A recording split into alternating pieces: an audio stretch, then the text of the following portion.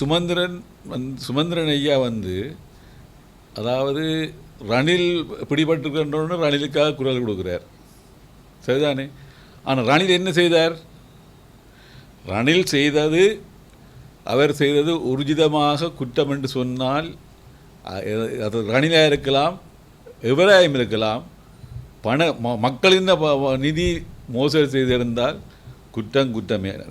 அதாவது நக்கீரன் சொன்ன மாதிரி நெற்றிக்கண் திறப்பினும் குற்றமே. ஆகவே அது எல்லாருக்குமே பொருந்தும். அப்போ இப்படிப்பட்டவருக்கு இவர் குரல் கொடுக்குறார் என்றால் என்ன, எப்படிப்பட்ட இவர் என்னதை யோசிச்சு கொள்ளுங்க முதலாவது. அடுத்தது நல்லாட்சியில் ரணிலை இவர் பயன்படுத்தி நல்லாட்சி காலத்தில் இவர் என்ன செய்தவர்? ரணிலுக்கு முண்டு கொடுத்து கொண்டிருந்தது, சரியா? கோடிக்கணக்கான பணங்களை வாங்கி கொண்டு கையெழுத்தினவே. இதுக்கு ஆதாரமாக அங்கே அதிலிருந்து எம்பிஏ அவங்களோட கூட்டமைப்பு கட்சி எம்பிஏ ஊர்ஜிதமாக பல தடவை சொல்லியிருக்கிறேன். ஆனால் அந்த கூட்டமைப்பு எம்பிஏ சொல்லியிருக்கிறார் கையெழுத்தினவை காசு வாங்கி கொண்டு சொல்லி.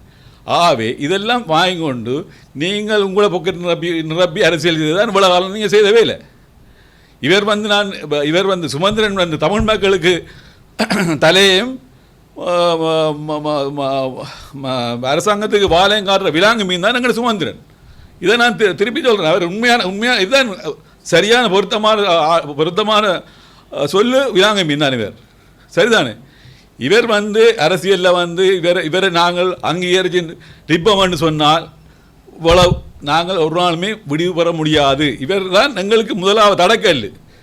தமிழ் மக்களுக்கு விடிவு பெறதுக்கு முதலாவது அடைக்கல் சுமந்திரன் போன்ற அரசியல்வாதிகள். இன்றைய கூட்டமைப்பு உடைச்சி முடிச்சது. இப்போ அடுத்தது தமிழரசு கட்சிக்கு ஆப்பிரிக்கி போட்டு நிற்கிறார்.